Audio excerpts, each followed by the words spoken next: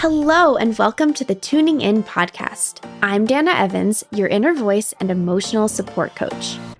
In this podcast, we explore the deep wisdom that lives in our bodies, emotions, and inner voice. Together, we'll shed the layers that no longer serve us, creating space to tap into the flow of life and experience true ease. So, are you ready to join me? Let's dive in.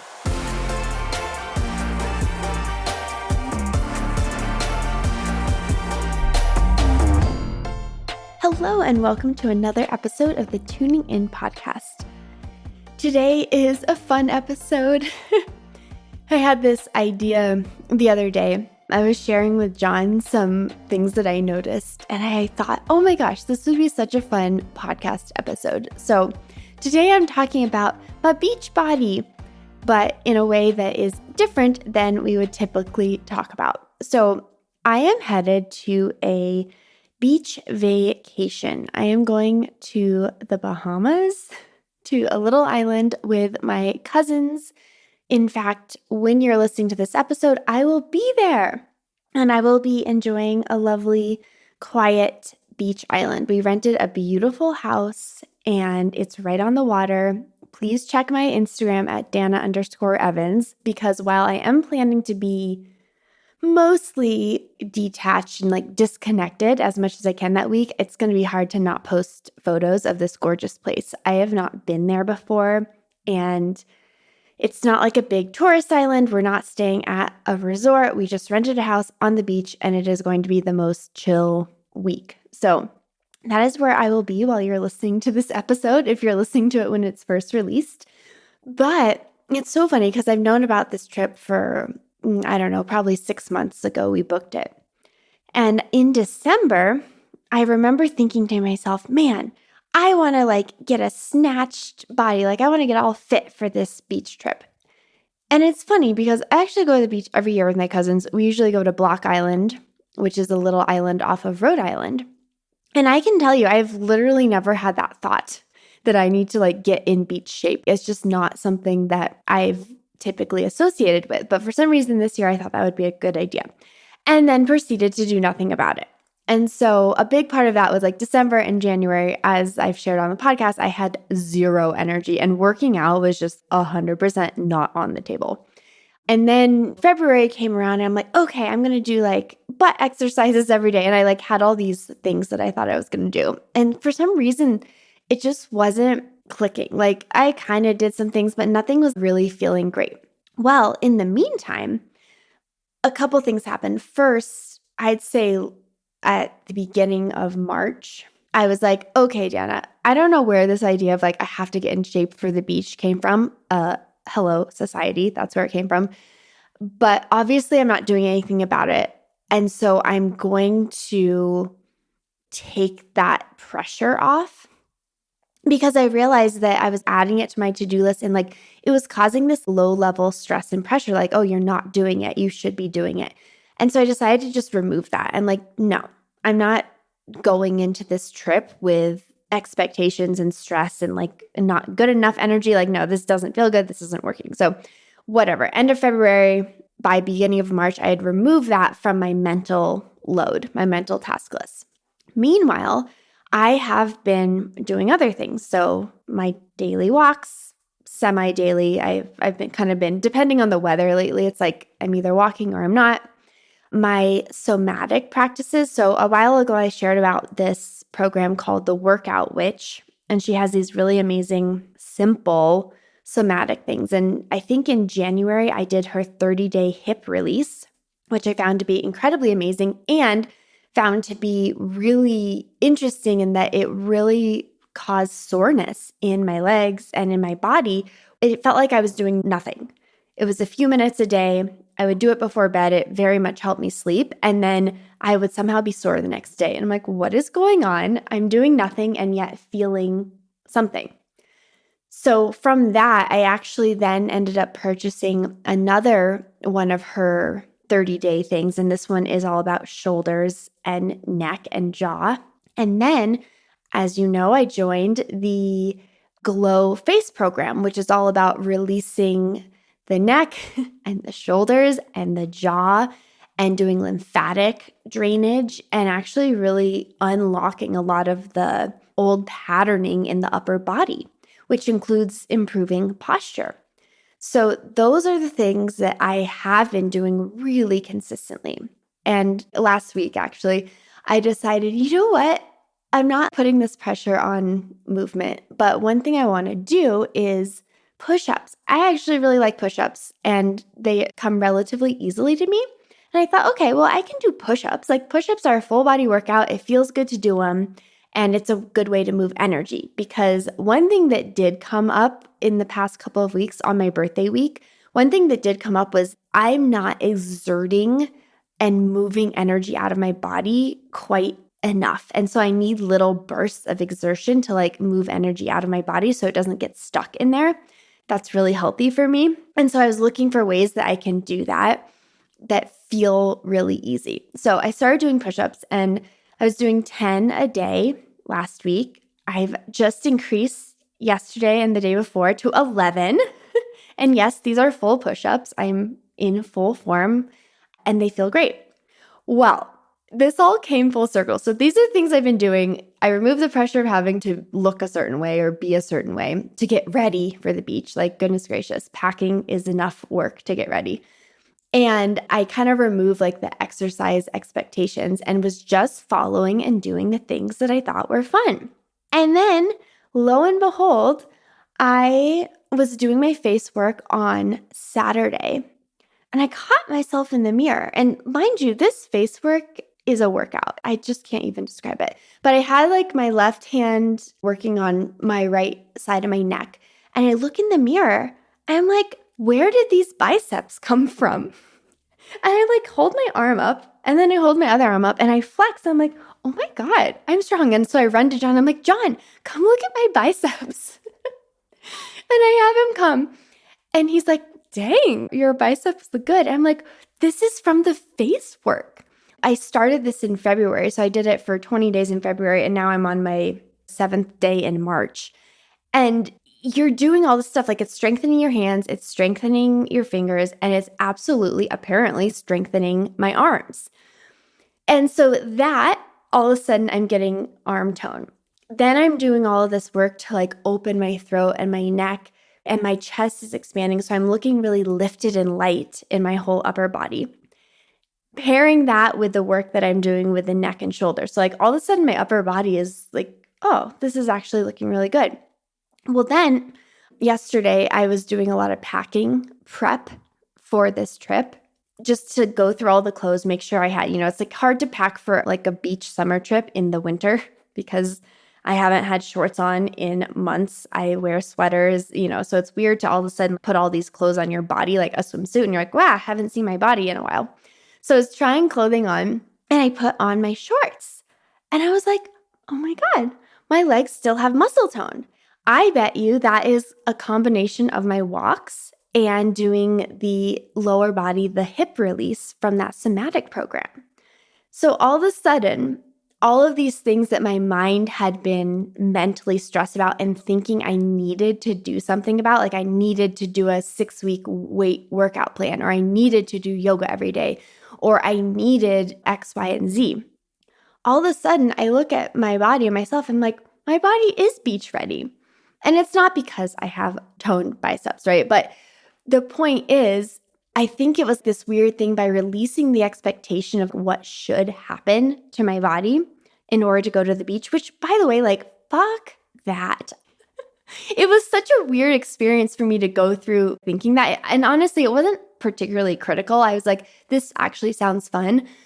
But ultimately, it's such a funny thing. Like, in order to do this, I have to look a certain way. Like, I just don't like that mentality. It doesn't feel good to me personally. So I'm so glad that I caught that and then released it. But then all the while, behind the scenes, doing things that I actually enjoy doing, that were feeling fun, that I was feeling called to do, that were feeling easy and natural, and I was doing them every single day.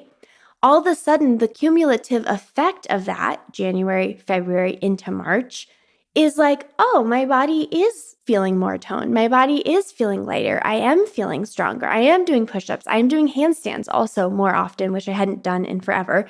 Handstands are so great, apparently, for my arms. I know that. And I've been walking more mindfully, like how I step, how I walk. That definitely affects my legs.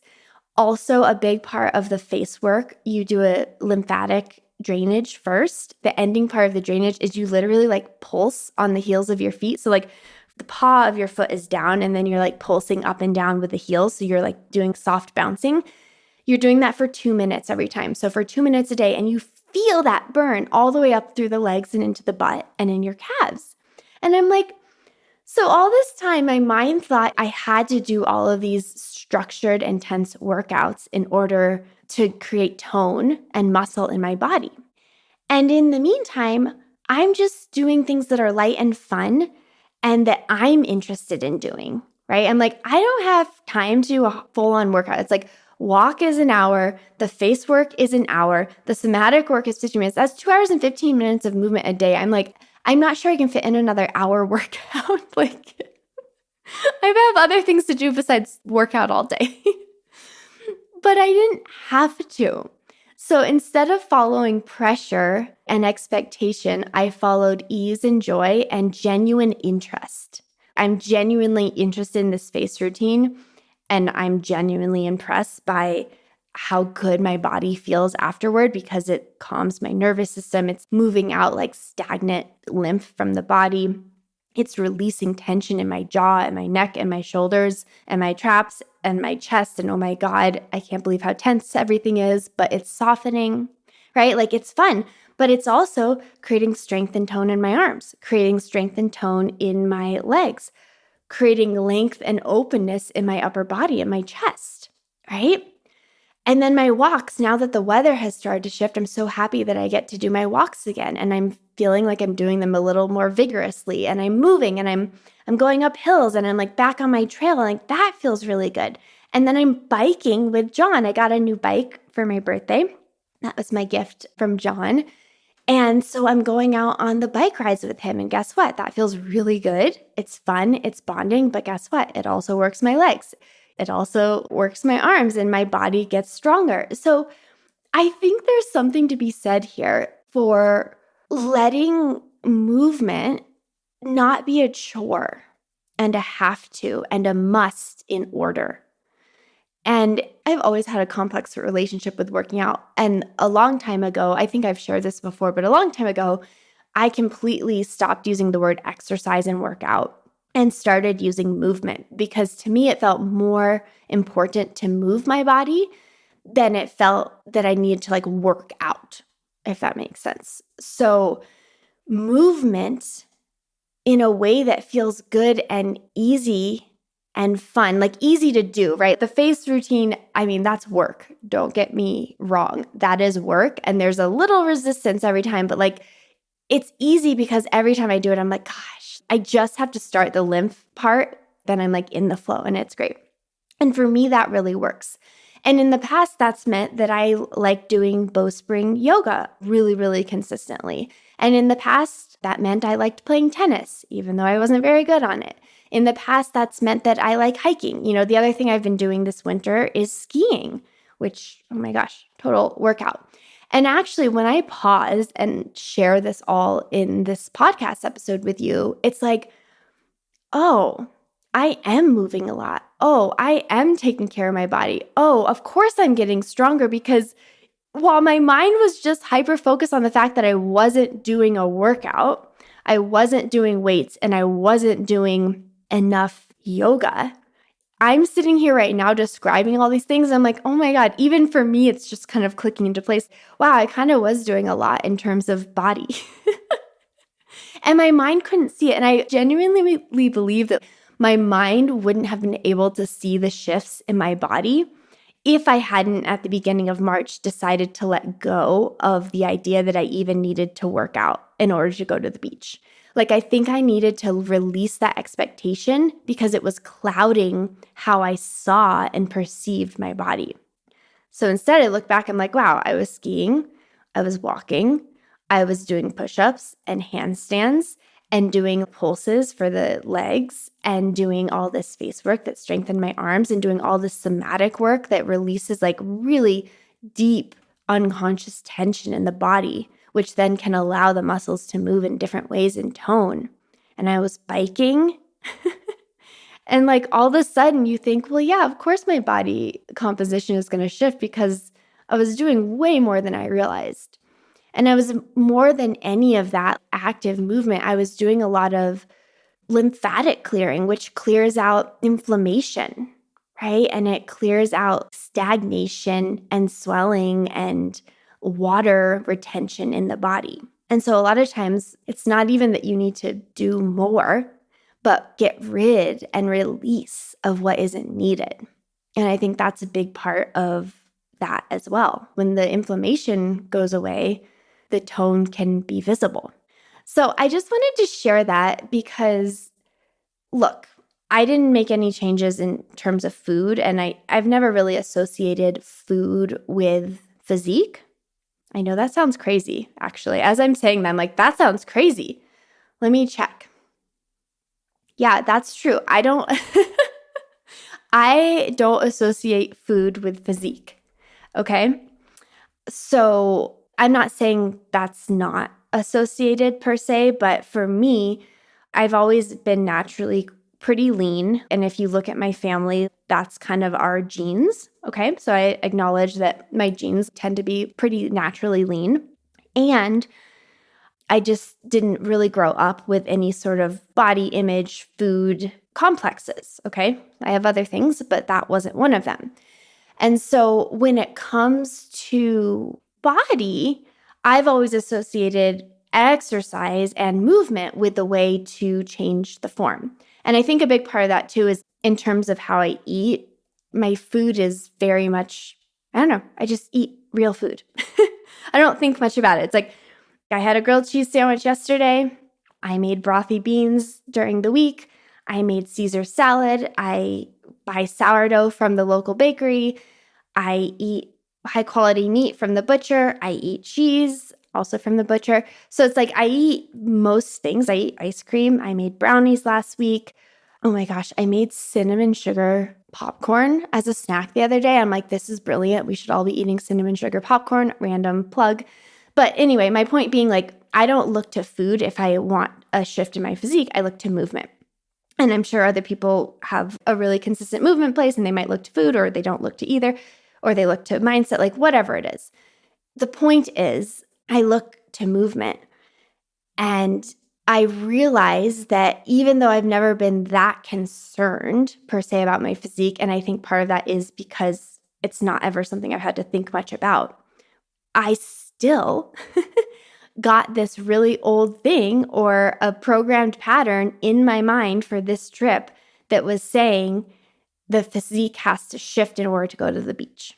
And so then my mind attached that to exercise, right? It could have just as easily attached it to food. That's the point I'm trying to make. Sorry, I lost my point through that conversation. But the point was that it could have just as easily attached that to food, but for me, it attached it to movement. Food wasn't a factor. And if it attached it to food, I could have also had positive effects by releasing the idea that I had to eat a certain way in order for my body to shift form. Got it? I released the fact that I had to move a certain way in order for my body to change form.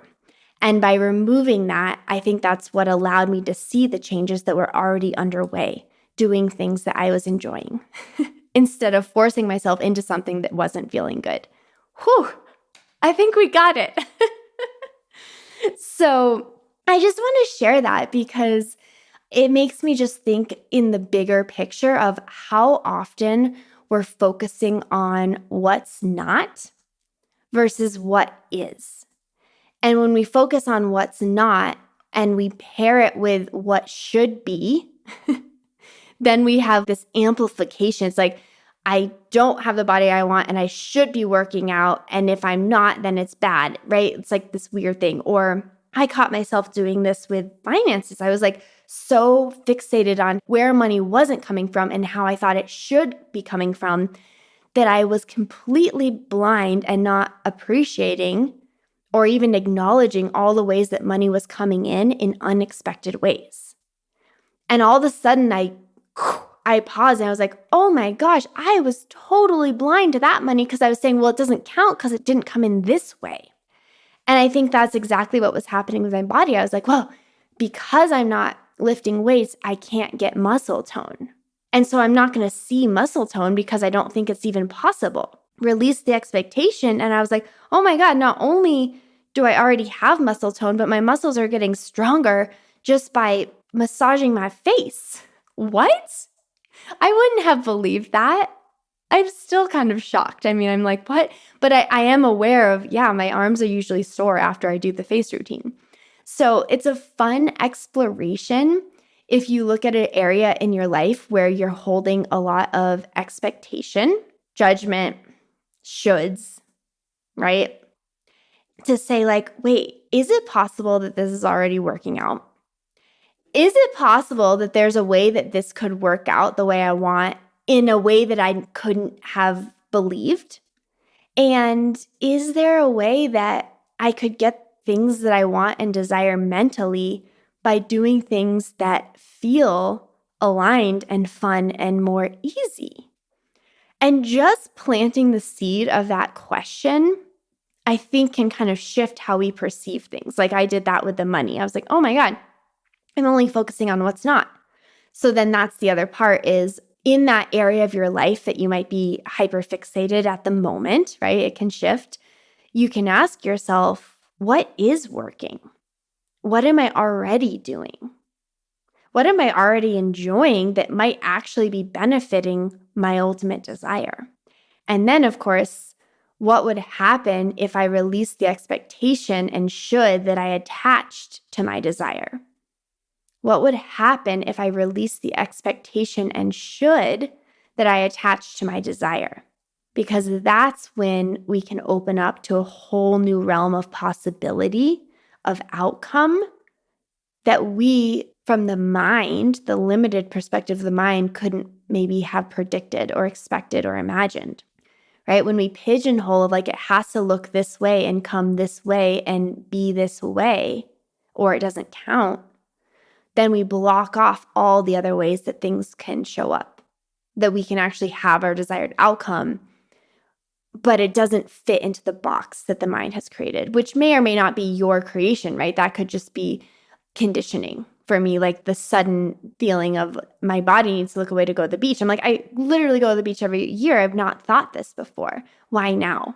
I don't know why now, but it's not anymore because I released it. Because I don't need that, right? It wasn't mine in the first place. So there's so many contemplations around this. I just wanted to share this really specific story because I honestly was shocked. And this just happened. I'm like, what? Where did these muscles come from? Where did these legs come from? Where did this tone come from? Because I wasn't actively doing it. In fact, I thought I was doing nothing to create tone in my body. And yet here it has shown up as this beautiful gift to my mind to show me what's possible when I'm not frickin' trying to control and force something into existence. Hi caramba, I feel like there's so many lessons in there for myself too. Like I know I'm speaking of a very specific situation, but I'm already thinking, oh Dana, this is a big lesson that you need to apply to other areas of your life. So I hope that is supportive for you and that something clicked in with you of like, oh, maybe there's something in my life that I can apply this to. And that's all. So happy vacation to me. Happy day to you. And I hope that you're just allowing yourself to unhook a little bit, right? One hook at a time, one bit at a time, one expectation, one should at a time, and soften into a new way of creating. So with that, thank you as always for tuning in, and I'll catch you next week.